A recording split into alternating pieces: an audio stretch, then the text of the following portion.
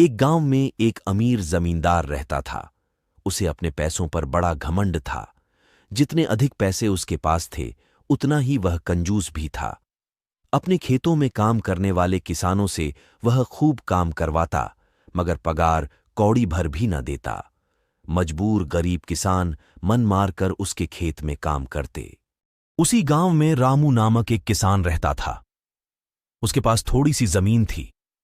उसी में खेती बाड़ी कर वह अपना और अपने परिवार का गुजारा चलाता था। रामू बड़ा मेहनती था।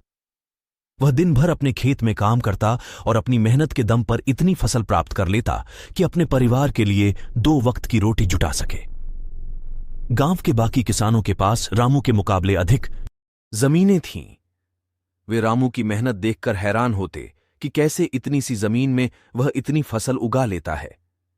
एक साल गांव में भयंकर सूखा पड़ा। बिना बारिश के खेत खलिहान सूखने लगे। गरीब किसानों के पास सिंचाई की कोई व्यवस्था न थी। वे सिंचाई के लिए बारिश पर ही निर्भर थे, इसलिए उनकी सारी फसल बर्बाद हो गई। रामू के साथ भी यही हुआ। अपने छोटे से खेत में वह किसी तरह अपने परिवार का पालन पोषण कर रहा था। अब उनके सामने भूखों मरने की नौबत आ गई। मजबूरी के कारण वह गांव के जमींदार के पास कर्ज मांगने गया। जमींदार कंजूस तो था। उसने सोचा कि यदि उसने रामू को पैसे दिए तो यह लौटा तो पाएगा नहीं, इसलिए इसे अपने खेत में काम पर लगा लेता हूं। मेहनती तो ये है ही और मजबूर भी। कम पैसों में दुगुनी मेहनत करवाऊंगा। उसने रामू से कहा, देख रामू, मैं तुझे कर्ज तो दे नहीं सकता, लेकिन तेरी इतनी मदद कर सकता हूं कि तुझे अपने खेत में काम पर रख लूं। तुझे महीने के 1000 रुपए दे दिया करूंगा। पर मालिक दूसरे किसान तो 2000 पाते हैं। रामू बोला, करना है तो कर, वरना मेरे पास किसानों की कमी नहीं। जमींदार बोला, मजबूर रामू क्या करता, हामी भरकर घर लौट आया। अगले दिन से जमींदार के खेत में काम करने लगा। मेहनती तो वह था ही। वह खूब मेहनत और लगन से काम करता। उसने 4 महीने का काम 2 महीने में ही कर दिया। यह देख जमींदार बहुत खुश हुआ, लेकिन इसके मन में मक्कारी जाग उठी। उसने सोचा कि 4 महीने का काम तो इसने 2 ही महीने में कर दिया। क्यों ना इसे निकाल दूं, इससे मेरे 2 महीने के पैसे बच जाएंगे। उसने रामू को बुलाया और उसके 2 महीने के पैसे देकर कहा, रामू, ये ले तेरे पैसे, कल से मत आना, अब मुझे तेरी जरूरत नहीं। ये सुनकर रामू परेशान हो गया। बड़ी मुश्किल से उसका घर चल रहा था। अब अपने परिवार का भरण पोषण कैसे करेगा। वह जमींदार के सामने गिड़गिड़ाने लगा कि उसे काम से न निकाले, लेकिन जमींदार ने उसकी एक न सुनी और उसे काम से निकाल दिया। रामू आंखों में आंसू लेकर घर लौटा। चिंता से रात भर उसे नींद नहीं आई। सुबह उठकर उसने फैसला किया कि वह फिर से जमींदार के पास जाएगा और उससे विनती करेगा कि उसे वापस काम पर रख ले। वह जमींदार के घर के सामने जाकर बैठ गया। सुबह उठकर जाट जमींदार अपने घर से बाहर निकला तो रामू को घर के सामने बैठा हुआ देखा। उसने रामू से पूछा, क्या हुआ रामू, क्यों आया है।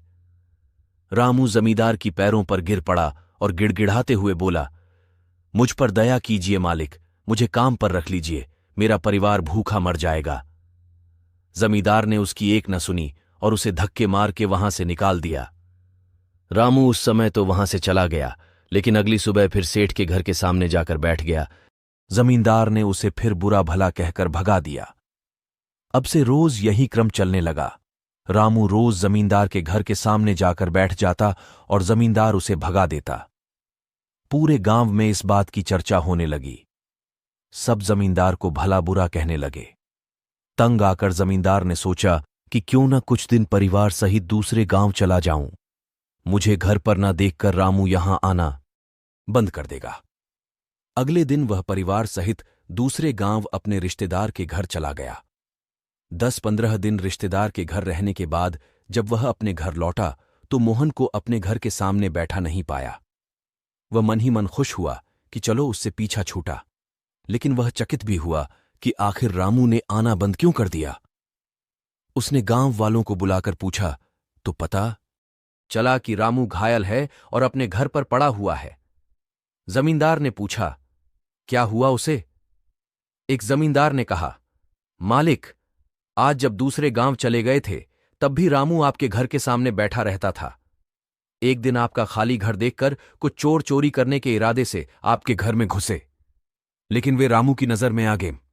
रामू अपनी जान की परवाह न कर उनसे उलझ गया और उन्हें भगा दिया। उनके बीच हुई हाथपाई के कारण रामू घायल हो गया। ये जानकर जमींदार को खुद पर शर्म आने लगी कि उसने रामू के साथ कितना बुरा किया, लेकिन इसके बाद भी रामू उसके घर चोरी होने से बचाने के लिए चोरों से उलझ गया।